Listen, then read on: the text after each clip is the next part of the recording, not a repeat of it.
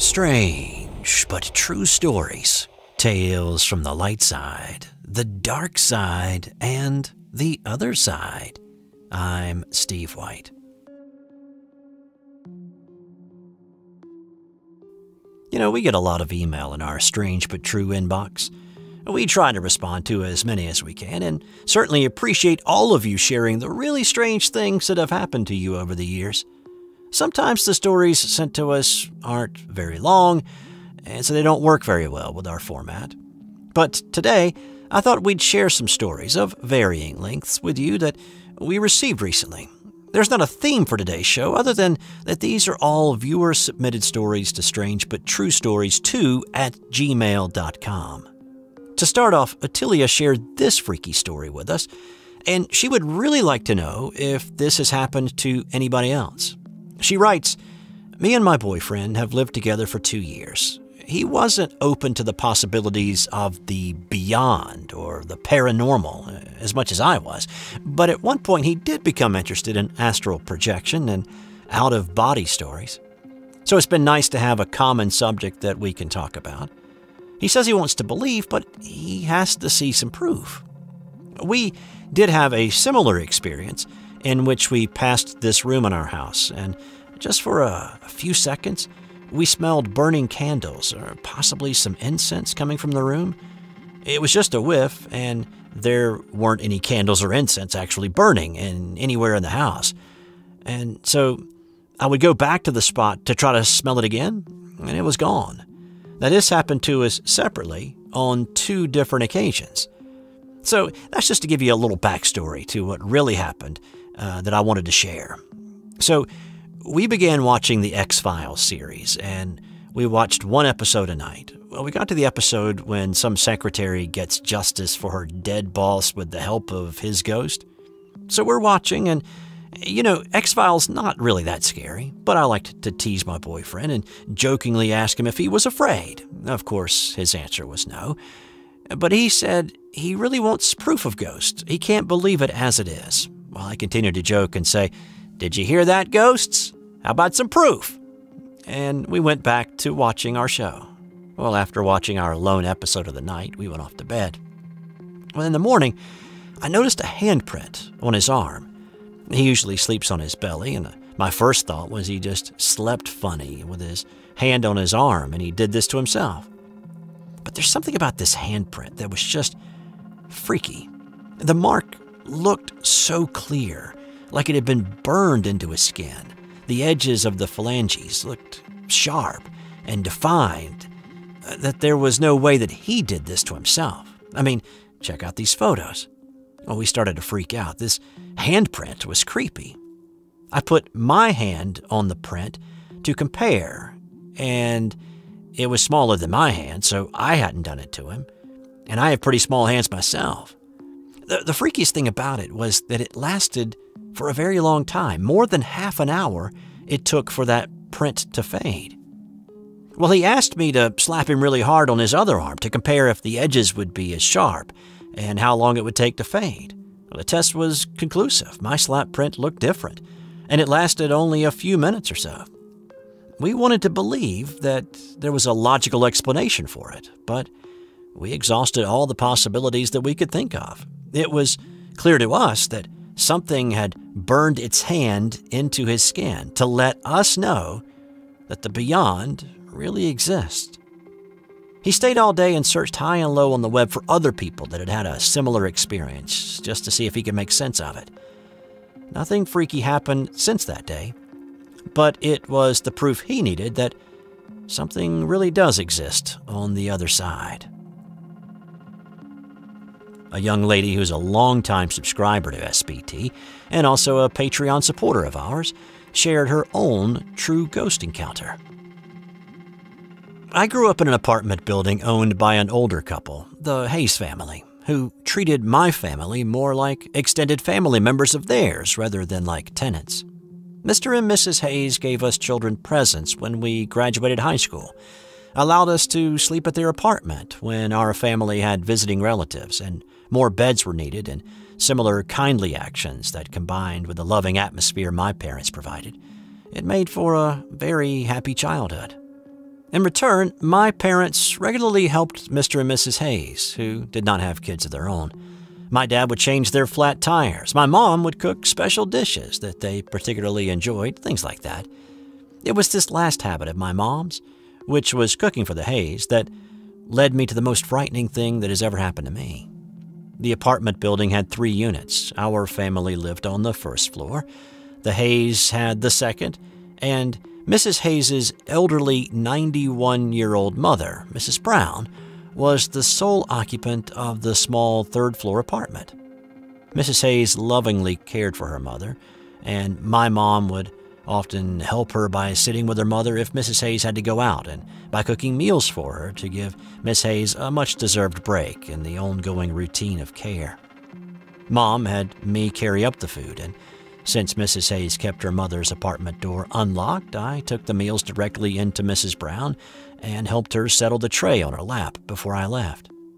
Mrs. Brown unfortunately had Alzheimer's, so she didn't recognize me as the 9-year-old girl who lived downstairs and often brought her meals. She would watch me with blank eyes and silently eat what I put before her. Mrs. Hayes would thank me for helping her mother, and she would share memories about how much her mom had always loved children, often saying to me, "Oh, Mama would have just loved you, Joyce." Mrs. Brown died just before the start of summer vacation, and while we felt bad for Mrs. Hayes, her mother's passing was not unexpected. She was 91 after all. Summer began, and the fun of riding bikes and playing with my friends, going to the beach, all started. Well, summer also meant Mr. and Mrs. Hayes bringing out the lawn chairs and sitting outside, often joined by my mom to chat and share a lemonade midday. One day, about a month after Mrs. Brown had died, Mrs. Hayes asked me to run upstairs to her apartment and bring down the fresh pitcher of lemonade she had in the fridge. I went inside and headed up the stairs to the Hayes' door. I got the lemonade, paused for a moment on the landing outside of the Hayes' door. I don't know why I paused. I just felt like I had to stop before I headed outside. The whole building was silent because everybody but me was out. My dad was at work, my mom was sitting with the Hayes, and my brother and sister were out playing. I knew I was alone, but I still had this feeling that I was somehow being urged to look upstairs. Look upstairs. Slowly, I lifted my head to look up at the door on the third-floor landing, the door to what had been Mrs. Brown's apartment.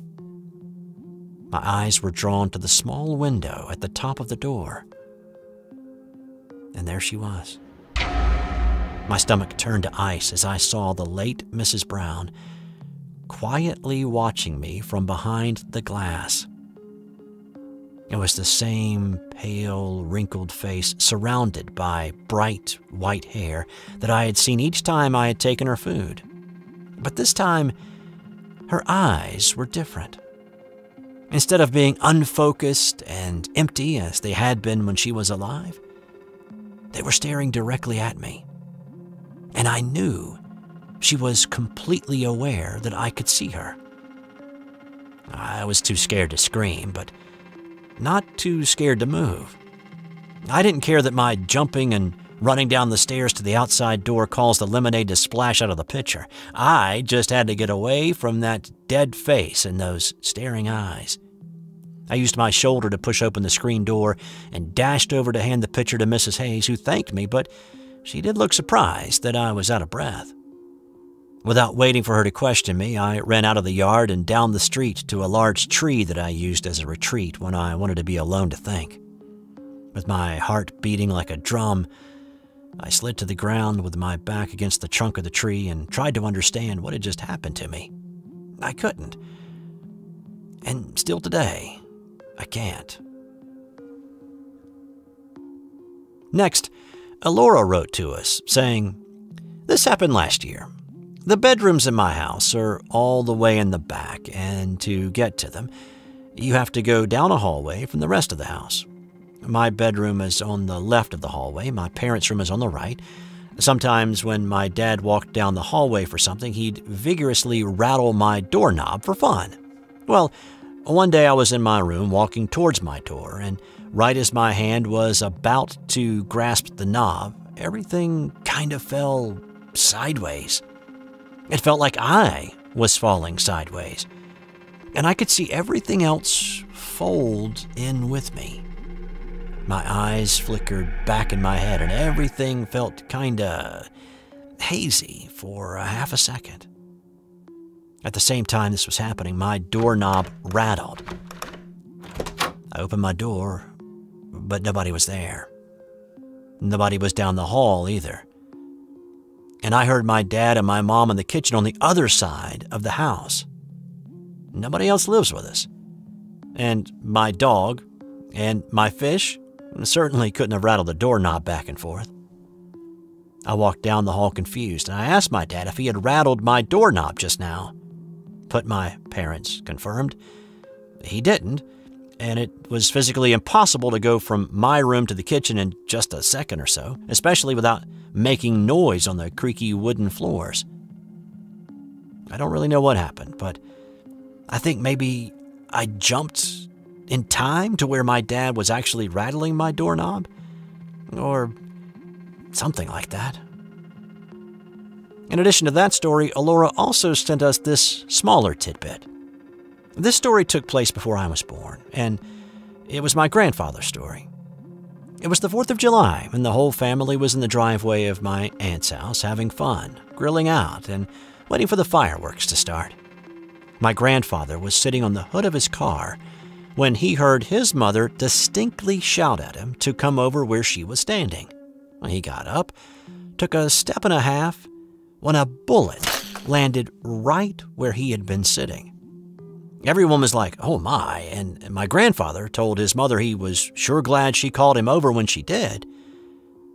But see, the funny thing was, she was confused. She hadn't said a word to him. In fact, she hadn't spoken anything to anybody leading up to that event. And nobody remembered hearing anybody calling him over. Sounds like maybe something a little bit more than good timing, huh? Well, then we heard from the one calling themselves the Eternal Nothing, who shared this experience. Wait, what did he call himself again? The Eternal Nothing. Wow, that's cool. Say it one more time, but with a little more dramatic flair. Seriously? Dramatic flair?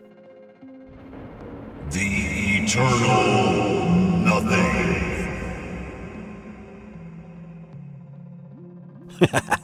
That's pretty cool. Anyway, the Eternal Nothing wrote, "My story began a few weeks ago. I put this action figure up for sale online. I was going to move soon, so I wanted to try and get rid of a few things in order to kind of lighten the load. I know, action figure, not very heavy, but, just less to pack. So I tried to get someone to buy the figure in the past, but I wasn't successful, and I wasn't expecting this time to be any different. Well, about a week after I posted it, I got a text on my phone from someone asking if they could come over to pick it up.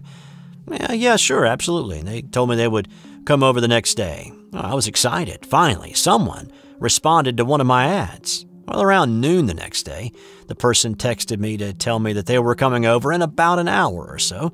I told them I'd leave the action figure on the porch. They could just leave the money under the doormat.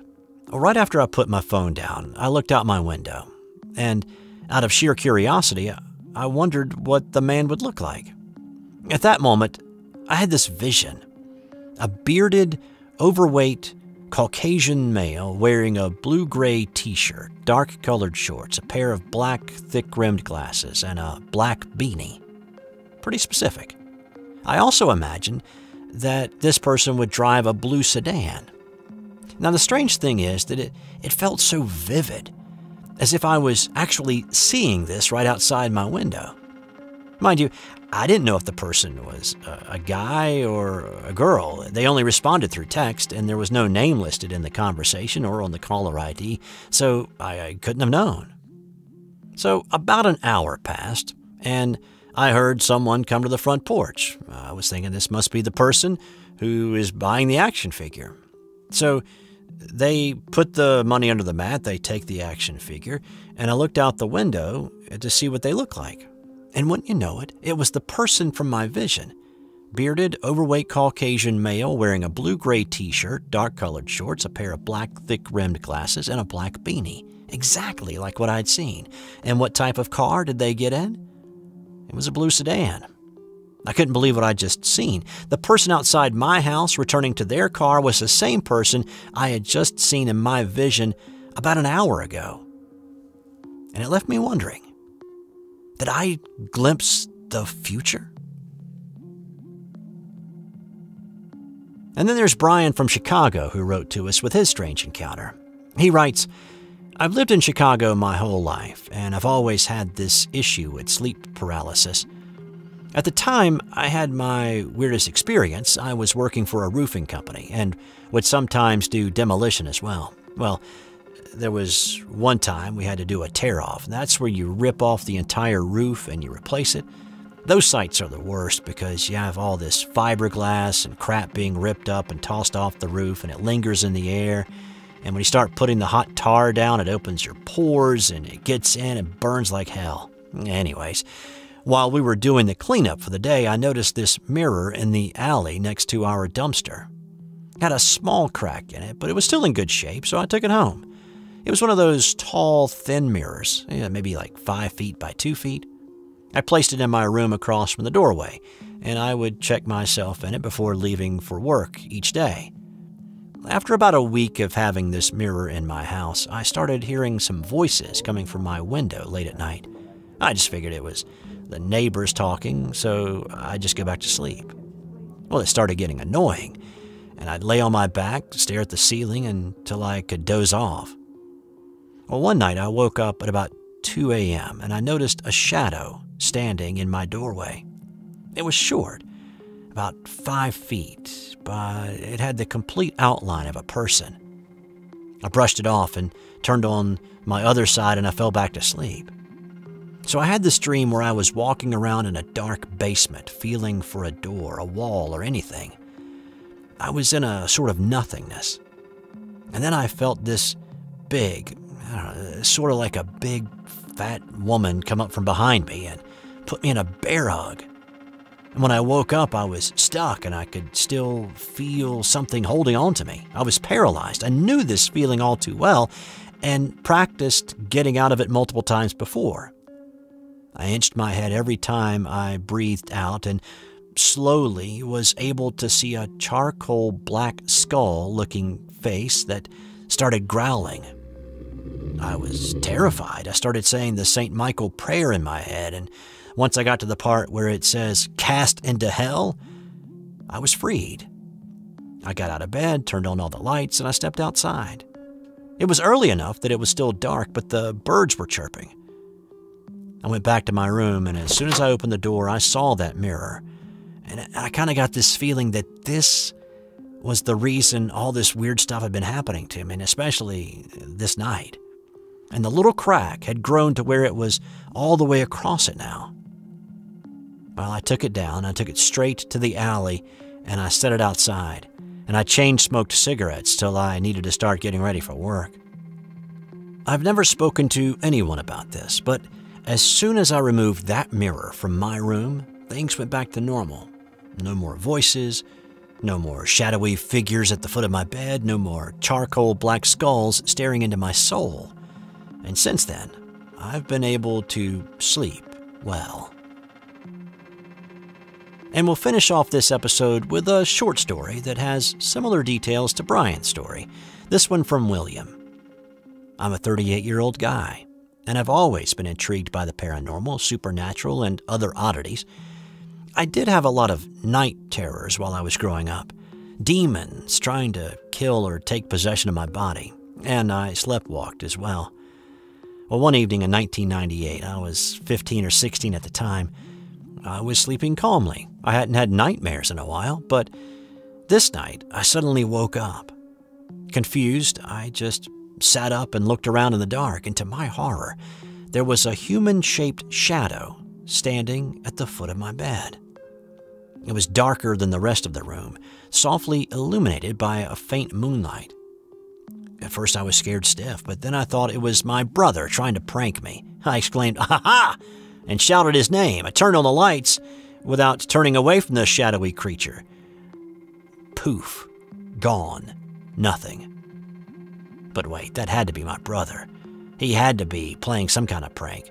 So I got up, I looked all around my bed, then I went to check and see if he was in his room. And there he was. He was asleep in his room on the top of his bunk bed. Yeah, let's just say I had a hard time falling back asleep that night, and for many, many nights after. So those are our strange but true stories for today. Thanks to every one of you for sending along your stories to us. Keep them coming. Most of these folks would like to know if anyone listening and watching has ever had a similar experience, so share your comments below. And then, if you have a strange story that you'd like to share with us, we'd love to read it. Send your story with as much detail as you can remember to strangebutTrueStories2@gmail.com. Subscribe if you haven't already, and sign up for notifications so you know when the next video drops to the channel. Thanks for all the support, and stay safe, everybody. I'm Steve White. Until next time.